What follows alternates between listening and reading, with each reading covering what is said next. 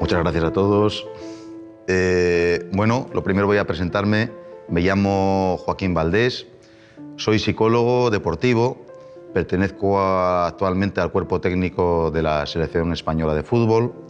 Mis estudios, aparte de la psicología, he hecho anteriormente magisterio, soy profesor. También he hecho, soy profesor también de judo, profesor de esquí. He vinculado mucho, ya que estamos aquí en Aprendemos Juntos, al tema del aprendizaje, mi carrera profesional.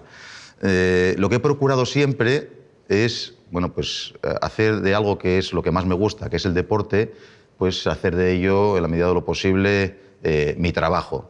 Considero que hoy en día pues, tener trabajo es algo que es una suerte y además que el trabajo te guste no es una suerte sino además un privilegio, ¿no? Mis primeros pinitos, digamos, en el ámbito del deporte, de la psicología del deporte, fue con mis propios compañeros de judo, cuando yo era competidor. Llegó un momento en que hay que pasar a una parte muy, dolorosa, entre comillas, que es pasar al dique seco, cuando el deportista deja de hacer deporte y tiene que, porque llega una edad en la que físicamente ya no estás para competir. Cuando llega este momento de abandonar, digamos, la parte puramente deportiva, pues paso a ser el psicólogo de mis propios compañeros de equipo. Trabajo en ese momento pues, con muchos deportes diferentes, con judo, tenis, fútbol, golf, etc. Y llega un momento en el que, que me hacen la llamada del club de mi ciudad, de Gijón, del Sporting de Gijón, y me contratan para trabajar allí como psicólogo deportivo. Entonces, estoy en este equipo, posteriormente tengo la llamada de Luis Enrique. Ahí es mi inicio con Luis Enrique en el año 2008, hasta el momento actual, que pertenezco a su cuerpo técnico, y lo he hecho pues, en equipos como la Roma en Italia, el Celta de Vigo aquí en España, luego Fútbol Club Barcelona en el primer equipo, y, como os decía, actualmente pues, en la selección española. Una pregunta que me han hecho en muchas ocasiones es la de ¿qué es lo que hace un psicólogo del deporte? ¿Qué hace un psicólogo en un banquillo? ¿Qué hace un psicólogo en un terreno de juego, en una pista de atletismo? Bueno, pues ahora lo que voy a intentar a lo largo de los próximos minutos es responderos un poco a estas dudas, a estas preguntas, y para ello, pues cuando queráis, vosotros mismos podéis iniciar las preguntas. Cuando queráis. Hola, Joaquín, te quería preguntar, además del entrenamiento físico, ¿hasta qué punto es importante la motivación y el aspecto psicológico en un deportista? Yo os haría una introducción inicial que es la de qué aspectos creéis que influyen en el ámbito del deporte para conseguir un buen rendimiento. Vamos a hablar, por un lado, el aspecto físico. ¿Qué otro aspecto creéis que es muy importante para el ámbito del deporte? Creer en ti mismo, más cosas. El aspecto psicológico, aspecto físico, aspecto psicológico. ¿Qué más? ¿Qué necesita un deportista para ejecutar su trabajo? Esfuerzo, confianza. ¿Qué más cosas? Autoestima. ¿Qué más? Todo esto es del campo emocional. Control mental también es del campo emocional, ¿no? Sí. Más cosas. Técnica, aspectos técnicos. ¿Estamos de acuerdo? Ya vamos. Físico, técnico, psicológico y, por último, otro aspecto que os diría que es el estratégico. Hay una teoría que se llama teoría del rendimiento, que son aspectos físicos, técnicos, tácticos y psicológicos, forman parte del rendimiento. Si nos planteamos en este momento un deporte concreto, como pueda ser, por ejemplo, el fútbol, ¿el aspecto físico tiene importancia? ¿Qué opináis? Sí. Tiene mucha importancia. Podríamos valorarlo de importancia de 0 a 10. Ahora, pensar mentalmente en un jugador en concreto, o vosotros mismos jugando un partido, o alguien que le guste jugar al tenis o cualquier otro deporte. Bueno, a ver, yo físicamente en este deporte que me gusta, de 0 a 10, ¿cómo me evaluaría? Un 8. Enhorabuena. ¿Otro? Perfecto. Cada uno mentalmente piensa, bueno, pues yo me valoraría un 8, me valoraría un 7, pues porque ahora tengo que bajar un poco de peso, igual un 4, lo que sea. Bien, en el aspecto técnico, ¿qué es la parte técnica? La parte técnica es los conocimientos de ese deporte, las habilidades técnicas que se tienen de ese deporte. En el aspecto táctico, ¿qué es el aspecto táctico? Es, bueno, ¿de qué forma voy a enfrentar este partido? Vamos a jugar con una línea de 3, vamos a jugar un 4-4-2, en una competición de judo, por ejemplo, voy a pasar el primer minuto controlando los agarres. O sea, ¿de qué forma voy a enfocar esta situación? Y luego la parte mental generalmente es cómo soy yo, cómo es ese deportista psicológicamente. Si ahora os dijese, por ejemplo, Rafa Nadal, vamos a puntuarlo. Físicamente, ¡puf! Un 10. Técnicamente, 10. Tácticamente, 10. Psicológicamente, un 15. Vale, de 0 a 10, un 10. Fijaros, si sumamos todo esto, nos damos cuenta que estamos ante ¿quién? Ante un crack, ¿vale?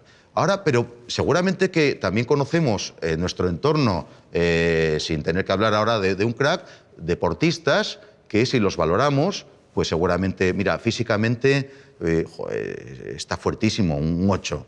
Tácticamente, bueno, sabe cómo enfrentar, vamos a poner otro 8. Técnicamente, no, tiene buena habilidad. Psicológicamente, cuando llega a la competición se viene abajo, un 4. Bueno, pues ya sé que quizás donde hay que intervenir más es aquí, en esa parte psicológica. Es un factor muy importante en la misma medida que otros que tenemos alrededor. Tan importante que incluso a veces estando muy bien en los otros 3 aspectos, si el aspecto mental no lo consigues mejorar o controlar, puede que no te sirva de nada los otros aspectos. No quiero decir con que sea el más importante, porque a veces te puedes compensar entre unos y otros. Esta es un poco la idea cuando te intento explicar esta respuesta. Otra pregunta. Hola, Joaquín. Mira, ya sabes que cuando vemos futbolistas en la tele o en distintos sitios vemos que parece que tienen como la vida resuelta. Ajá. Pero supongo que también se enfrentan a situaciones de presión. ¿Cómo ayudáis los psicólogos a estas situaciones? Muy bien. Pues mirar, efectivamente, puede parecer que cuando vemos un futbolista profesional en la tele, dices, este ya tiene la vida resuelta. Yo os diría que no la tiene tan resuelta. Quizás en el momento presente la tenga resuelta, pero le quedan muchos años todavía por delante, porque generalmente estos futbolistas de los que hablamos son gente muy joven. En el ámbito deportivo, con 34 años, eres un deportista muy veterano. Y con 34 años estás normalmente en un tercio de tu vida. Quizás cuando vemos a un jugador que parece que tiene toda la vida solucionada, la tiene solucionada en función de muchos factores. La gente que se le acerque, la gente que le asesora a su alrededor, cómo tenga de amueblada su cabeza. Hay un montón de factores que le pueden ayudar a tener la vida solucionada en el futuro o no. Tener en cuenta que sí es posible que haya determinados deportistas que casi, aunque gasten a propósito, puede que no se lo gasten todo en el resto de su vida, pero son algunos, no todos, no tantos como estamos hablando ahora.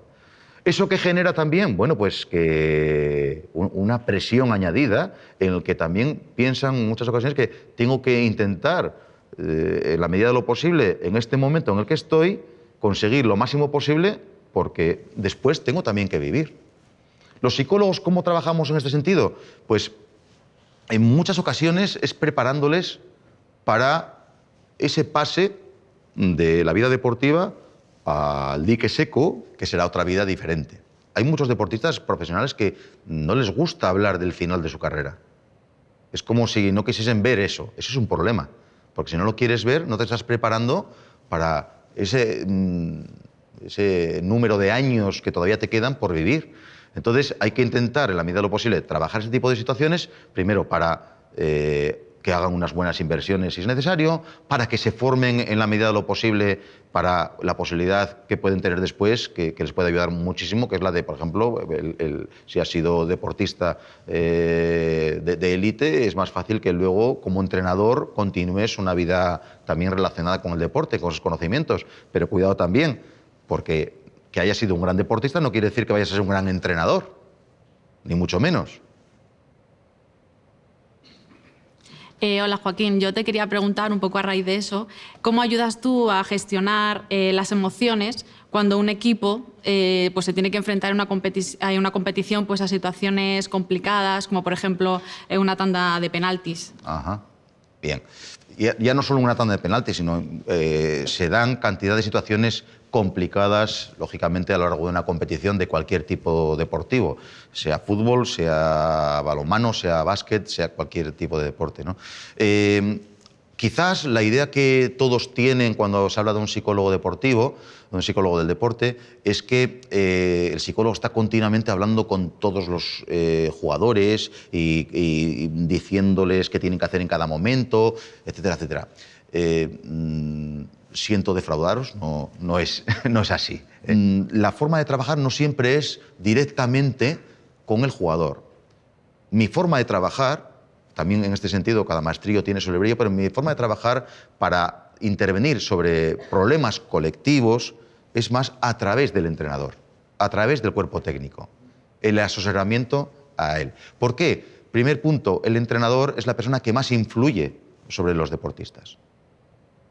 Es la persona que cualquier cosa que diga es la que va a tener más en cuenta al deportista porque, bueno, de él depende que yo participe, no participe, de él depende que me convoquen, que no me convoquen, etcétera, etcétera.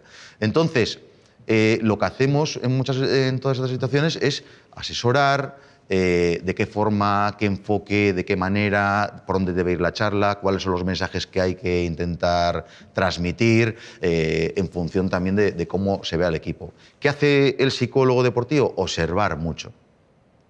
Tenemos un trabajo muy cómodo, porque dices, tú te pasas el día mirando, ¿no? Y te pagan. Dice, bueno, pues fíjate, pues sí.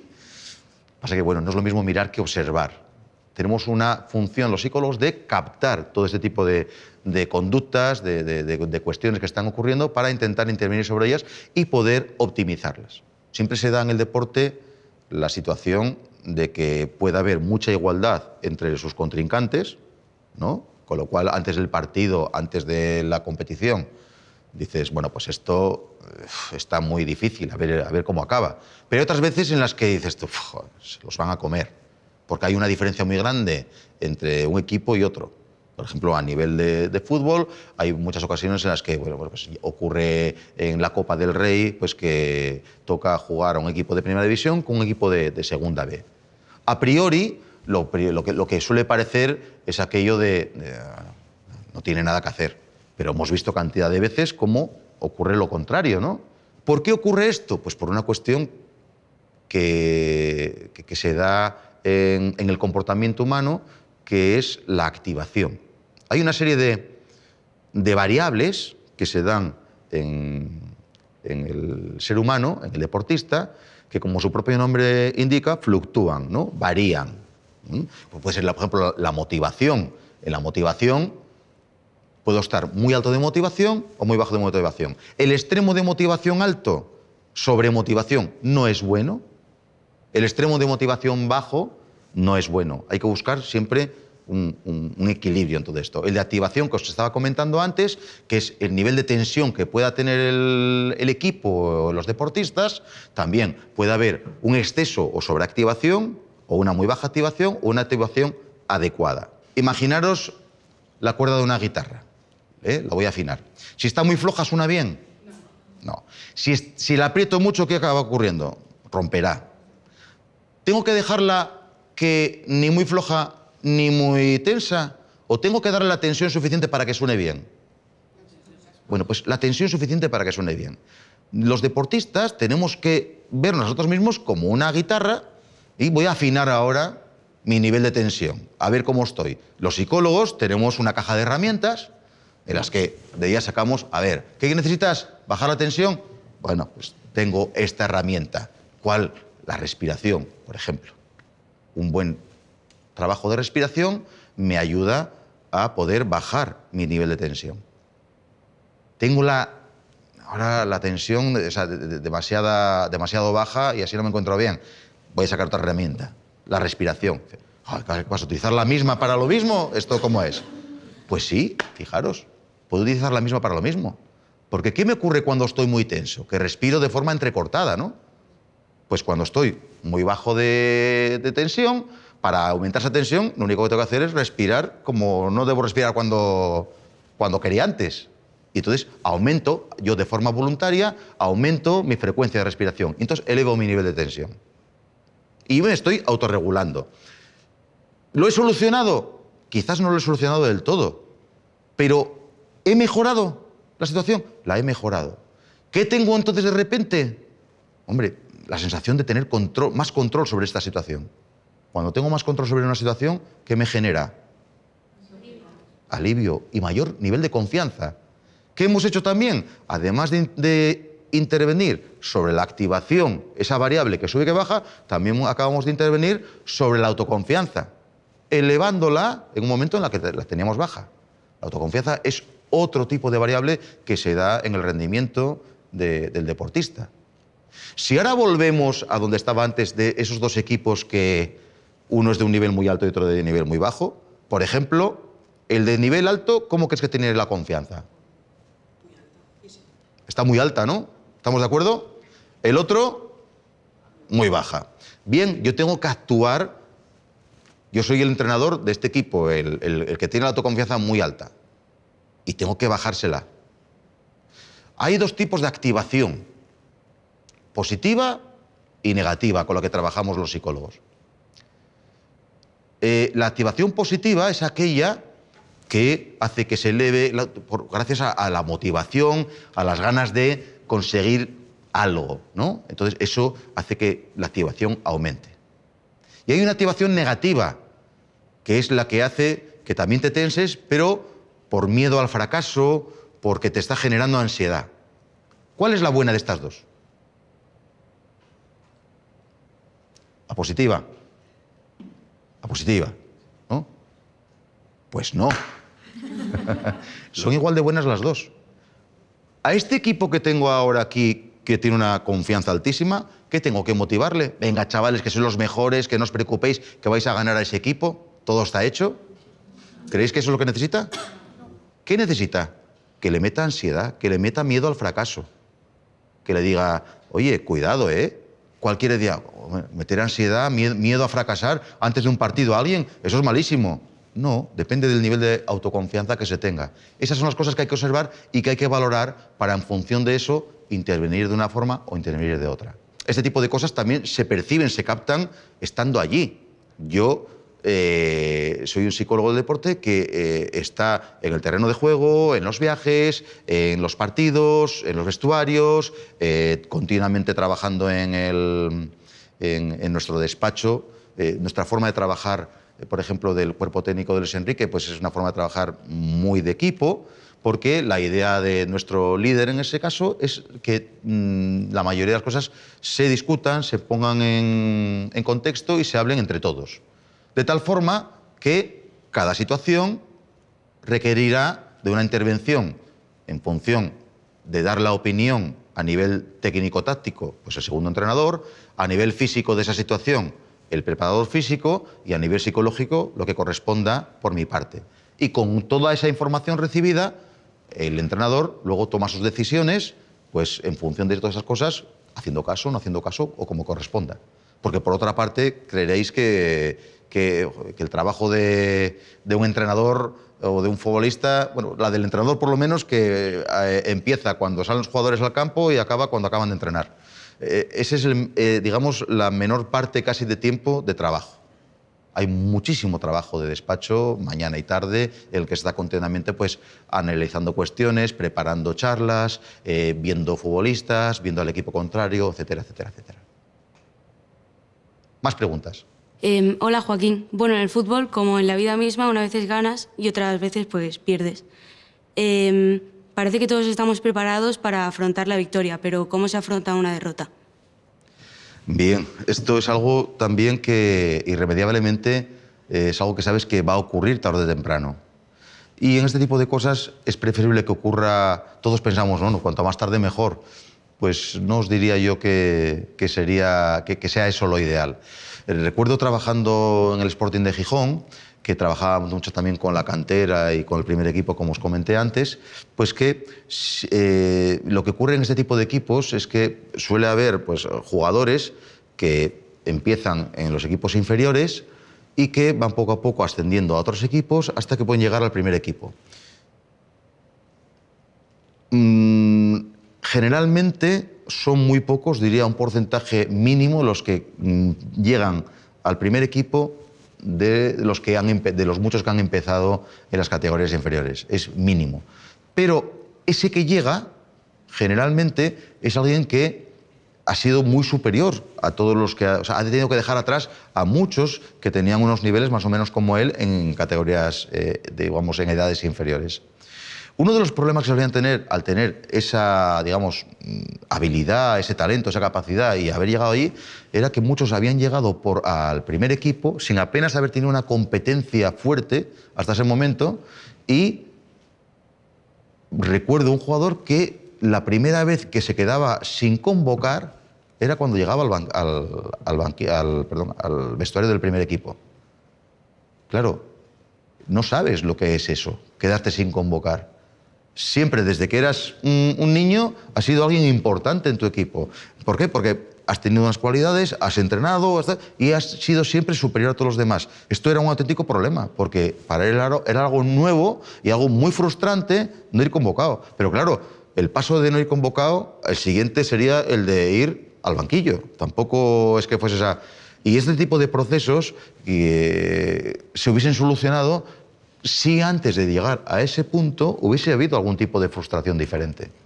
¿Qué quiere decir esto? ¿Que hay que frustrar a la gente para que les vaya bien? Tampoco es esto, ¿no? Pero lo que sí está claro es que la frustración siempre el fallo, el error o el perder, siempre lo enfocamos de una manera totalmente negativa. Y no es así. ¿Quiere decir esto que tenemos que perder o tenemos que querer perder? En absoluto. Lo que quiere decir es que perder es algo que va a llegar. Cuando llegue, vamos a sacarle partido a esa experiencia. ¿Y cómo la saco? Bueno, pues como un obstáculo que tengo que superar, sacando qué cosas positivas o qué aspectos puedo mejorar para intentar llevarlos y hacerlos siempre como un reto añadido. Claro, si no hago este tipo de enfoque, lo que ocurriría es que me frustraré y cada vez será más difícil y lo que acaba ocurriendo es el abandono. Y esto ocurre mucho en el deporte. Si no gano, lo dejo. Estamos hablando de deporte y hablamos en cualquier situación de nuestras vidas, ¿no? Yo diría que es prácticamente imposible que nos hagan bien todas las cosas. Entonces, ¿qué tenemos que procurar? Aprender de lo que nos sale mal y, por otro lado, también ese entrenamiento de imaginación que os decía antes. Es muy importante anticipar las dificultades que podré tener para intentar trabajarlas y para ver de qué forma las voy a enfrentar. Ocurre en muchas ocasiones cuando hay un error, cuando has perdido, cuando te has lesionado, etcétera, etcétera, que a veces pensamos, acabas de perder una gran final o un jugador que acaba de fallar un penalti importantísimo y la sensación es como de que esa persona se frustra y cómo le ayudamos también como psicólogo, ¿no? ¿Cómo he ayudado yo a esa persona? Parece que alguien tiene que decir, joder, vete y dile algo, ¿no? Bueno, mirar, hay una cosa que yo llamo el proceso de duelo. Y todos tenemos que tener un proceso de duelo cuando nos enfrentamos a algo que no nos ha salido bien y que hay una fase de impacto emocional inicial que hay que dejarle que la pase. Tenemos que dejar que pase. Tenemos que dejar ese tiempo. O sea, no es el momento de llegar, como muchas veces intentando ayudar, llega uno acaba de romperse el cruzado anterior y hay una fase de impacto que empiezas a pensar, ahora se me ha destrozado toda la temporada, ¿qué voy a hacer? Y llega un compañero y dice, venga hombre, venga, ánimo, no pasa nada. ¿Cómo que no pasa nada? Mira lo que acaba de pasar. En el ánimo de cómo ayudo. No, pues hay que dejar ese pequeño proceso de duelo, ese pequeño momento de frustración, para que asimilemos qué está ocurriendo, para que nos regocijemos en nuestra propia miseria en ese momento, porque llegará un punto en el que cortaremos y a partir de ahí avanzaremos hacia adelante. No, ¿qué ha pasado? Nuestra motivación está por los suelos y tenemos que recuperar esa motivación. La motivación se consigue a base de objetivos. En esa caja de herramientas, ese planteamiento de objetivos que necesito para aumentar mi motivación. Entonces, en el momento en el que me ocurre algo así, si el objetivo que perseguía y me motivaba ya no existe, ¿qué necesito? Buscar otro motivo para volver otra vez a motivarme. ¿Y cuál es el motivo, la motivación siguiente? Pues la de recuperarme de la mejor forma posible para volver a jugar. La de volver a entrenar para en la próxima competición estar en las mejores condiciones posibles. O sea, cuanto antes sustituyamos el objetivo anterior por el siguiente, antes nos vamos a recuperar de esas frustraciones. Y ahí es donde podemos intervenir, pues rápidamente buscando ese nuevo objetivo que me haga motivarme de nuevo para eso. Está claro que el motivo que busque, el objetivo que me encuentre, no va a ser tan atractivo a lo mejor como el que tenía antes. Pero dadas las circunstancias que tengo en ese momento, es el mejor al que puedo acceder y es al que tengo que intentar. Los psicólogos en ese sentido lo que hacemos es ayudar a buscar ese nuevo objetivo, a que realmente que ese objetivo no sea un objetivo que te lleve a la frustración porque sea imposible. Porque claro, yo para motivarme en este momento, yo puedo decir, ¿sabéis lo que voy a hacer? Quiero ir a la próxima Olimpiada a competir en judo. Ya lo he pensado. Estoy pletórico, ¿no? ¿Qué objetivo? Claro, para poder ir a la próxima Olimpiada tengo que quedar como mínimo campeón de España. Tengo que puntuar en campeonatos internacionales. Para poder quedar campeón de España tengo que quedar campeón de Asturias. Para quedar campeón de Asturias tengo que quedar campeón de mi gimnasio. Para quedar campeón de mi gimnasio tengo que ir al gimnasio. Por lo menos. Claro, entonces, ¿este objetivo que está planteando es muy motivante? Sí. ¿Es realista? No. No es en absoluto realista. Entonces, lo primero que tengo que hacer es que el objetivo que me persigo sea realista. Ya empezaría por la edad. ¿A dónde vas? ¿No? En cualquier caso, entonces, o sea, ahí es donde nosotros orientamos para que ese objetivo que persigues, no, me dicen, me acabo de romper el cruzado, pasa el tiempo de duelo y lo siguiente es, pues dicen que en 6 meses puedo empezar a jugar, yo voy a conseguirlo en 3. Pues a lo mejor hay que decir, no es realista, porque aunque tú quieras hacerlo en 3, hay unos procesos de cicatrización, hay unos procesos que no puedes adelantar y que hay que conseguir. ¿Por qué? Porque como persigas un objetivo que no sea realista, vas a volver otra vez a frustrarte y vas a volver a caer. Entonces hay que ayudarles a buscar ese tipo de situación, ese tipo de objetivo de forma adecuada. Hola, Joaquín. Yo soy docente y, como sabes, se dice que los niños nacen o no con un talento. Me gustaría saber si tú piensas que se puede desarrollar o entrenar un talento mediante la psicología y si nos podrías dar algún ejemplo de alguna técnica. Fijaros lo que os voy a decir. Creo que el talento está sobrevalorado. Alguno me dirá, ¿qué dice? Y tú eres psicólogo. Precisamente, además, es un tema con el que hablaba con un compañero del staff técnico, compañero y amigo, sobre este tema, y comentábamos que nos hemos encontrado a lo largo de nuestra carrera profesional con jugadores, con algún jugador con un talento tremendo, increíble, pero que, o sea, y esto no quiero ser efecto Pigmalión, pero que nunca será un jugador de gran nivel. ¿Y por qué? Porque no pone ese talento al servicio de las necesidades del equipo, sino solo en función de lo que a mí me apetece en este momento. Un talento tremendo pues, para hacer caños, para hacer florituras, para adornarse, pero luego cuando toca realmente pues, defender, correr, ayudar, hacer cosas, pues totalmente nulo en este sentido, y con un gran talento. Como entrenador de judo recuerdo siempre algo que me ocurría con cierta frecuencia, pues de tener chicos judokas muy talentosos, con 10 años, con 11 años, con 12, de estos que con un cuarto de hora que entrenasen, podían llegar a una competición, ganar sin ningún tipo de problema, prácticamente sin entrenar. Pero ¿qué ocurre a muchos de ellos cuando llegaban los 14, 15 años, ese cambio en el que los que vienen entrenando siguen mejorando y el que tiene solo el talento mantiene el talento, pero llega un momento que el talento no da suficiente para poder conseguir lo que se persigue?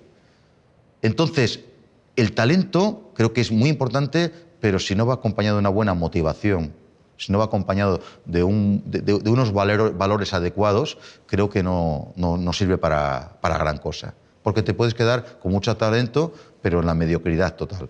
Hay veces que con esfuerzo se puede llegar a una meta.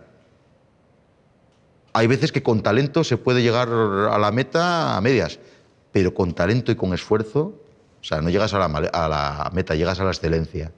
Entonces, la idea es la de que efectivamente, bueno, pues se puede intervenir en este tipo de cosas pues a base de mucho reforzamiento, a base de mucha motivación y a base de que esa persona quiera también llegar a ese destino. En el deporte hay muchas veces que tenemos que tomar decisiones en cuestión de décimas de segundo. ¿Hay alguna forma de entrenamiento para ejercitar estas habilidades? ¿Y tiene esto que ver con la creatividad? Pues mira, efectivamente, la toma de decisiones sí que tiene mucho que ver con el entrenamiento. De hecho, vemos cómo en cantidad de disciplinas, a base de entrenamiento, se mejora mucho la toma de decisiones. Hay un trabajo específico que se hace en el judo que se llama uchikomi, que consiste en hacer una repetición de una entrada de una técnica, que es entrar, salir, hacer una serie de movimientos, que buscas el automatismo, que hace que llegue un punto en el que, sin hacer un esfuerzo consciente, tú consigas ejecutar una técnica, ejecutar una entrada. Cuando repites y repites y repites un movimiento, llegas a hacerlo con una perfección tal que sale de una manera fluida. Yo recuerdo que decían muchos competidores que había trabajado yo con ellos como entrenador, incluso en mi época de competición, recuerdo que como había ocasiones en las que uno podía en un momento dado ganar una competición habiendo hecho una técnica en la que cuando has acabado no has sido del todo consciente de qué es lo que has hecho exactamente. Pero tu cerebro ha visto la oportunidad, ha hecho la técnica y ha salido de manera fluida. Entonces, lo que se persigue en esto es, con cosas que requieren a veces un esfuerzo consciente inicial, luego se puede llevar a cabo de una forma inconsciente que te permite tomar las decisiones de una manera mucho más rápida. Entonces, el entrenamiento en repetición, en automatismos, me ayuda mucho a hacer este tipo de toma de decisiones.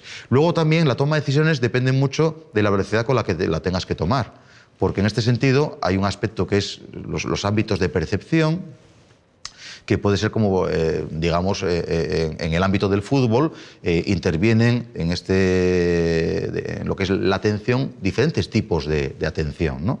Lo que es la atención externa, atención interna, atención amplia o atención estrecha. Cuando tienes que hacer una toma de decisiones, pues un deportista, un futbolista, tiene que hacer, por ejemplo, pues decidir a quién le va a pasar el balón y tiene que hacerlo a veces en una décima de segundo, hacer este tipo de movimiento. Cuando tengo un campo muy amplio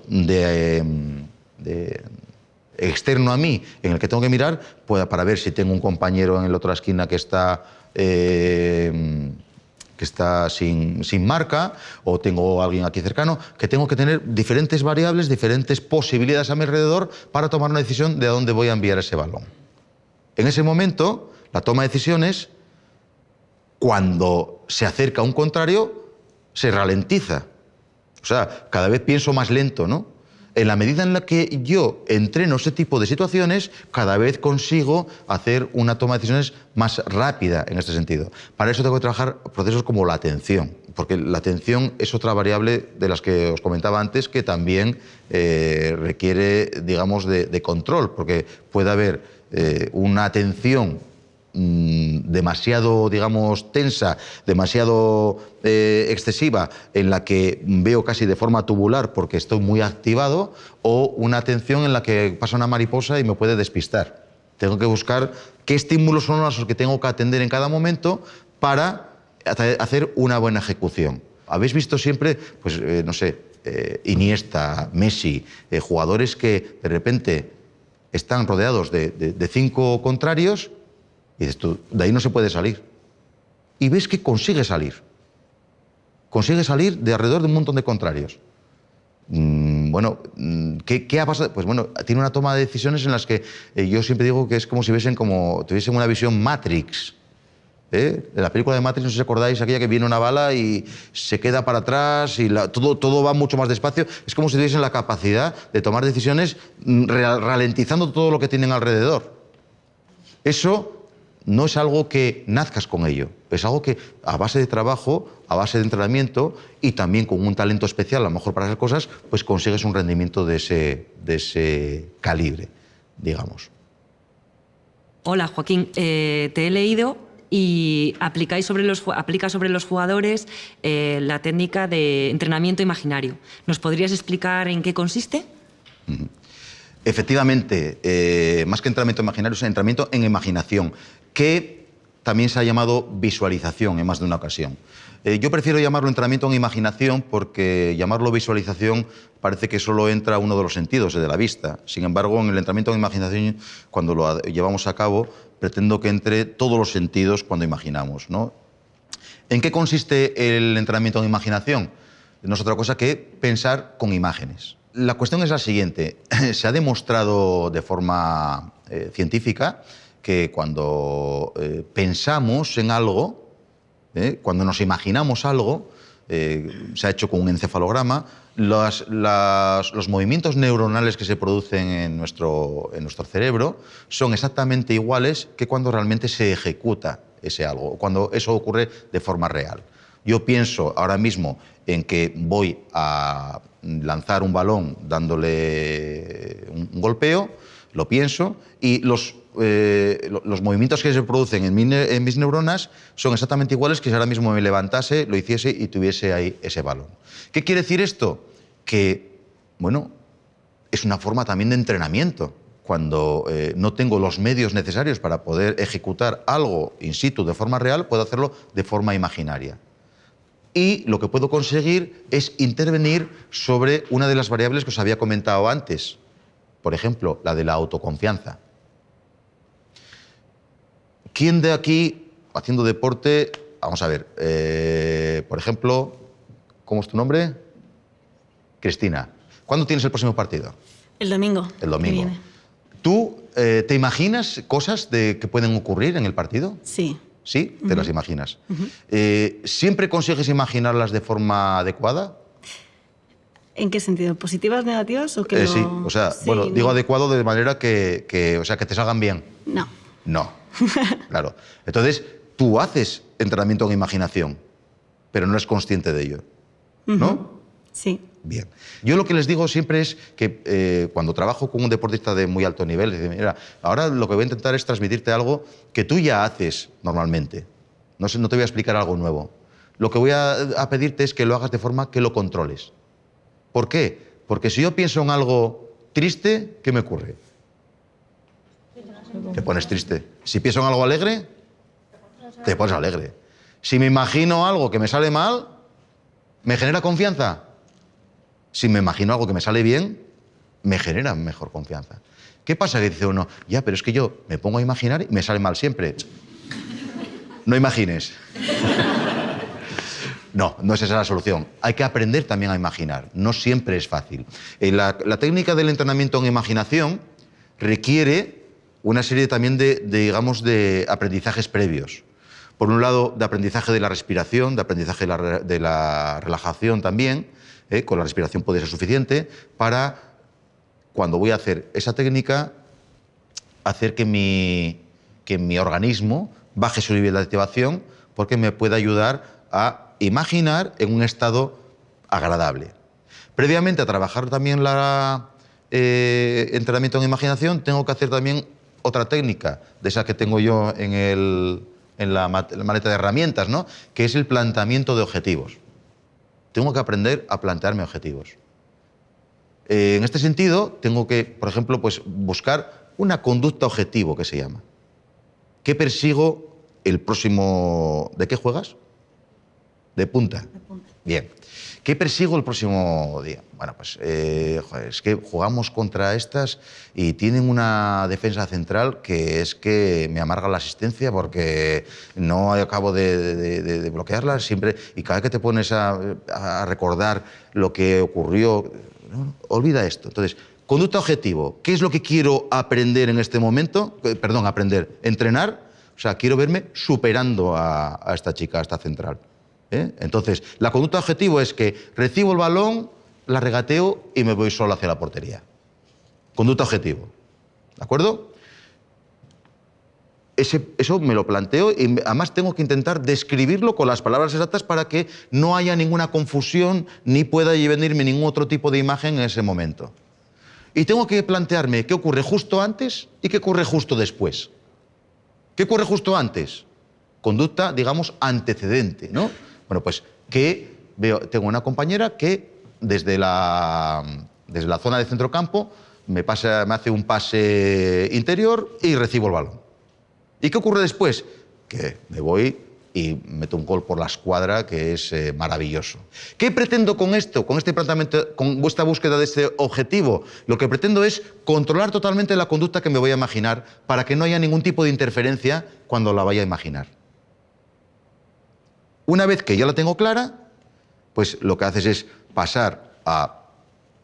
me tumbo e intento... Bueno, puedo hacerlo tumbada, puedo hacerlo cuando voy en el autobús hacia el campo, puedo hacerlo en el vestuario, puedo hacerlo en diferentes sitios. Lo que ocurre que para aprender en inicio, lo que tengo es que facilitar ese aprendizaje pues, en una situación en la que tenga el menor número de interferencias alrededor. Entonces, lo que hago es, bajo mi nivel de activación, mi respiración, y hacemos lo que llamamos como una series, ¿no? Series de repetición en la que, por ejemplo, primera serie, durante unos 30 segundos, lo que hago es visualizar de forma repetida en mi cabeza cómo recibo el balón, lo que hago es girarme, irme de la contrincante, llego a puerta y meto el gol. Vuelvo otra vez, me vuelve el balón, giro, tal, etcétera, etcétera. Repitiendo esto, una serie, 2 series, así. Tengo que, antes de empezar todo esto, imaginarme, tener claro, antes de empezar, en qué zona del campo lo voy a hacer, qué olor hay en el ambiente, qué hora del día es, hace frío, hace calor, está muy alto el césped. Cuantas más cosas introduzca en esa imaginación, más real va a ser esa estructura que me voy a poner en la cabeza. ¿Quiere decir esto que voy a llegar el domingo y va a ocurrir justamente esto? ¿Qué opináis? Entonces, ¿de qué sirve? ¿Perdón? Preparación.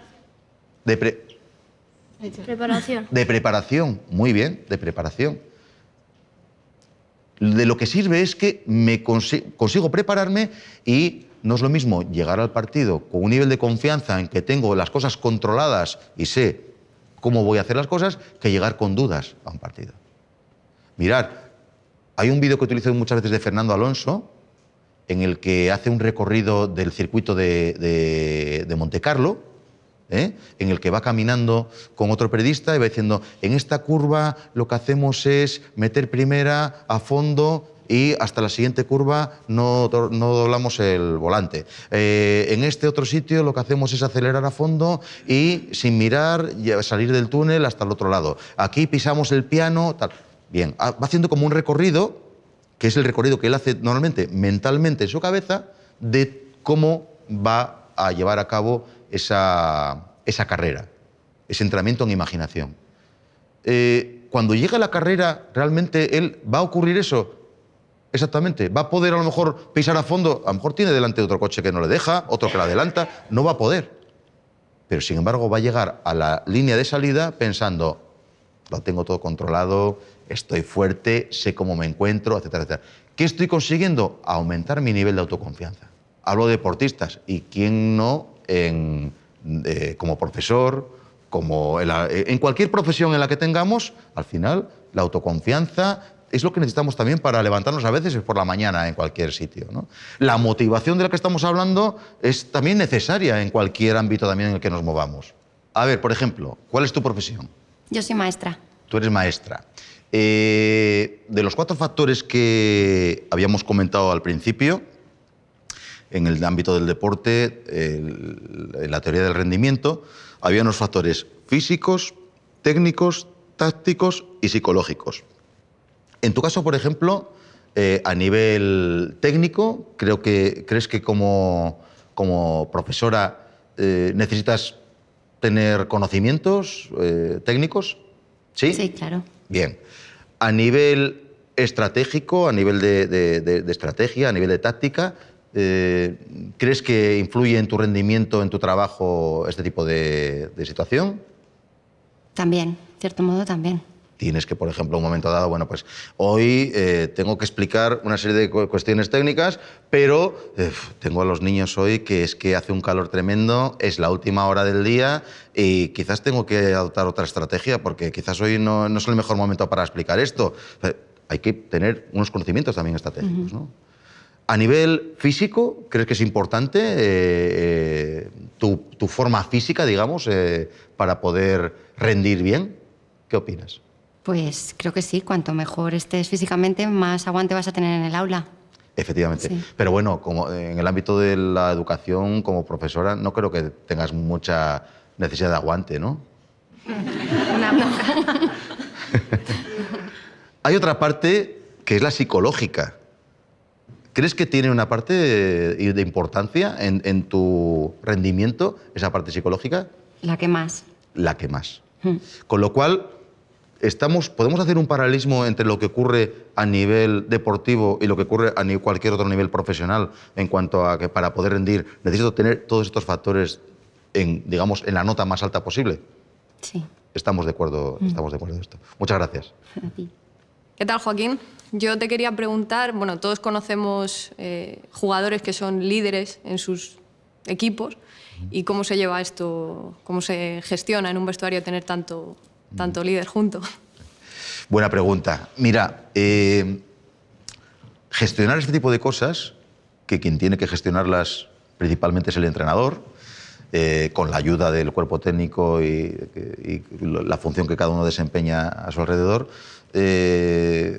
hace que lo que os transmita ahora sea que, bueno, ya os lo he comentado yo creo que anteriormente, que un entrenador, un buen líder, casi tiene que tener más conocimientos y más, digamos, preparación en gestión de personas que casi de aspectos puramente técnico-tácticos. Y sobre todo en situaciones con vestuarios en los que, bueno, pues en los que estamos hablando de eso, de líderes, de cracks, etc. Claro, ¿cuál es el mejor entrenador? El que tiene grandes conocimientos técnicos y el que es gran conocedor de la gestión de personas. Entonces, cuando hablamos de un vestuario es un lugar lleno de egos que hay que satisfacer y de personas que te evalúan cada día.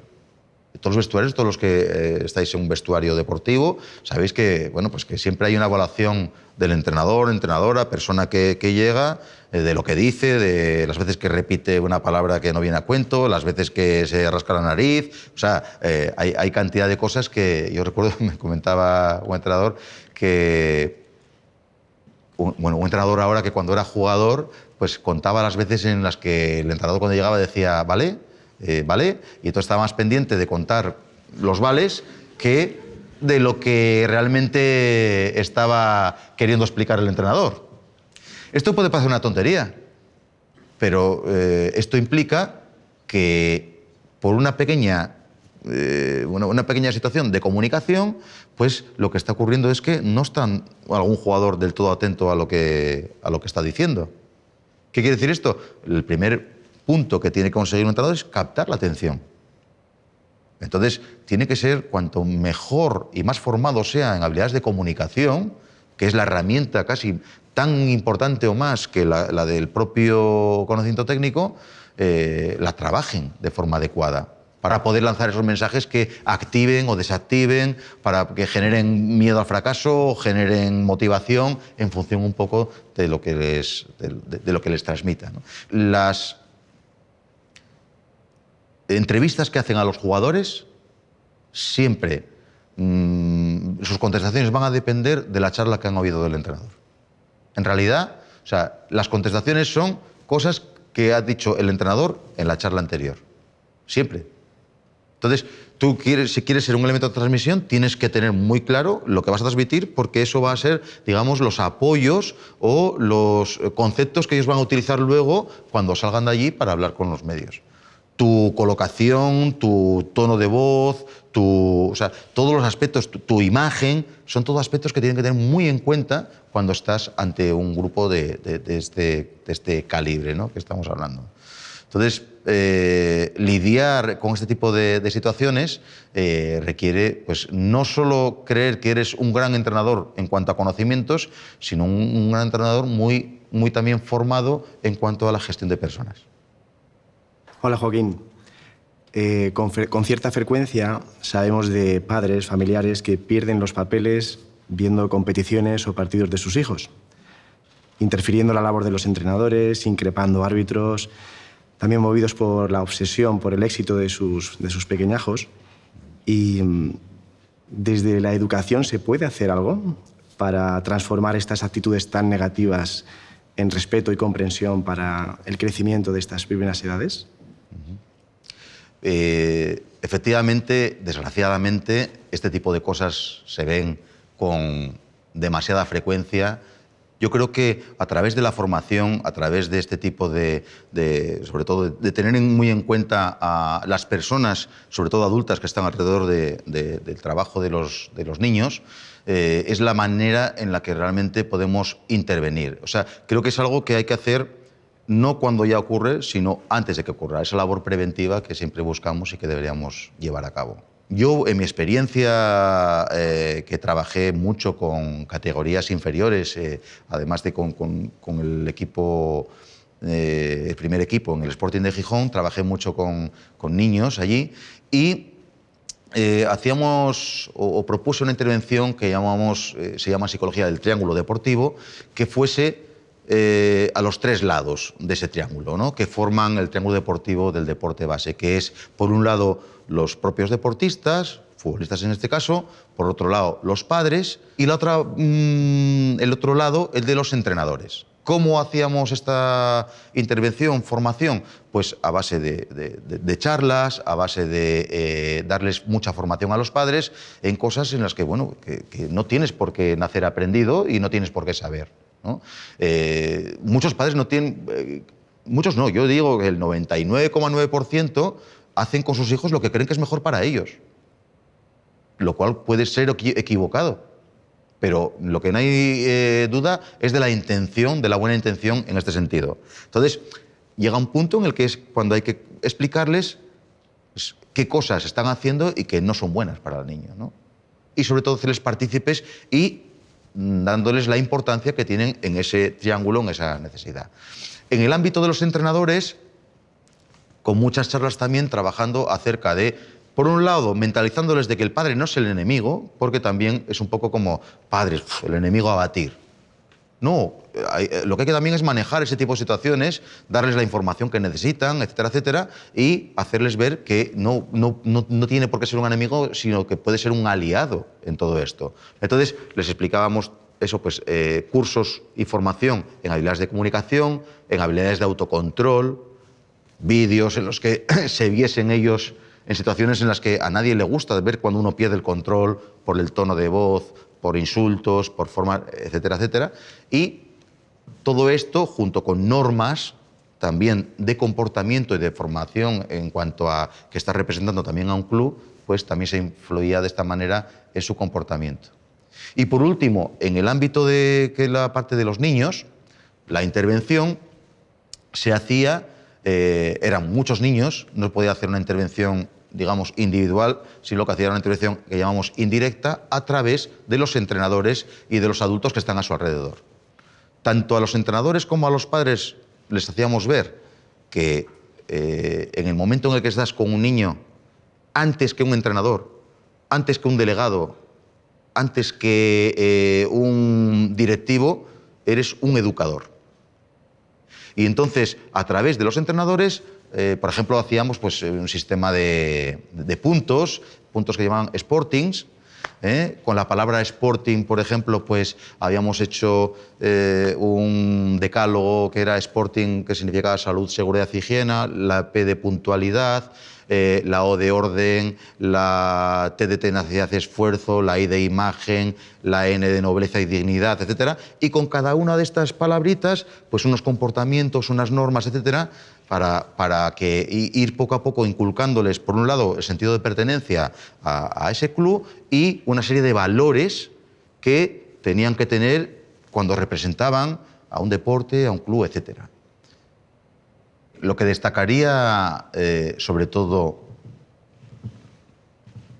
con toda la experiencia que he adquirido a lo largo de estos años, por mi profesión, por las situaciones que he vivido, es que cualquiera de estos aspectos que hemos hablado ahora, de las variables que comentaba antes de motivación, confianza, estrés, atención y nivel de activación, son variables que se pueden dar tanto en el deporte como en cualquiera de las situaciones que podáis estar viviendo vosotros en vuestro día a día. Tanto si estáis estudiando, como si estáis trabajando, como en el ámbito de la docencia, en cualquier ámbito en el que podamos pensar. Para todas estas situaciones que estamos comentando, también paralelas al deporte, esas herramientas que he comentado también antes, podemos aplicarlas y pueden ayudarnos también a conseguir ese objetivo que perseguimos, porque al final en el deporte se persiguen metas, se persiguen objetivos, pero en cualquier otra faceta de nuestra vida estamos también continuamente persiguiendo metas y persiguiendo objetivos. Y durante todos estos años también una cosa que me ha gustado tener muy en cuenta cada día es el de valorar cada momento que estaba viviendo como un momento importante y de alguna forma no habituarme a creer que eso es lo normal. O sea, yo pienso que haber podido pues, trabajar en un Fútbol Club Barcelona, estar ahora mismo en la selección, etcétera, es algo que, para lo que también hay que estar preparado desde el punto de vista que tiene un fin seguro. Esto se acaba seguro. El mayor problema que uno puede tener es el de creer que esto es lo normal, creer que esto, acostumbrarte a ello, no valorarlo de la forma adecuada y entonces llegará una gran frustración el día que esto se acabe, que se acabará. Hay que disfrutar cada momento del que se está viviendo, de lo que estamos haciendo, porque son momentos irrepetibles. Y, por último, deciros también que cualquier cosa de las que hacemos ahora tiene una repercusión siempre en el futuro.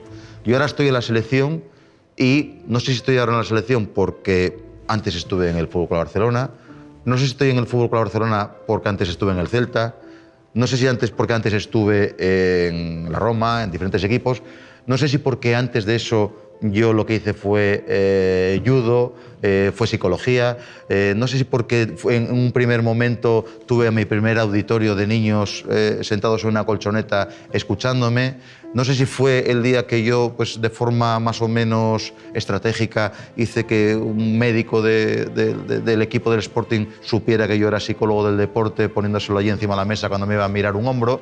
No sé dónde fue, pero sé que todo tuvo una repercusión y un efecto dominó hasta llegar a estos días. Entonces, el transmitir que todo lo que hacemos ahora tiene una repercusión en el futuro y que debemos también, pues, tenerlo en cuenta es un poco quizás el aprendizaje que me gustaría transmitiros. Muchas gracias.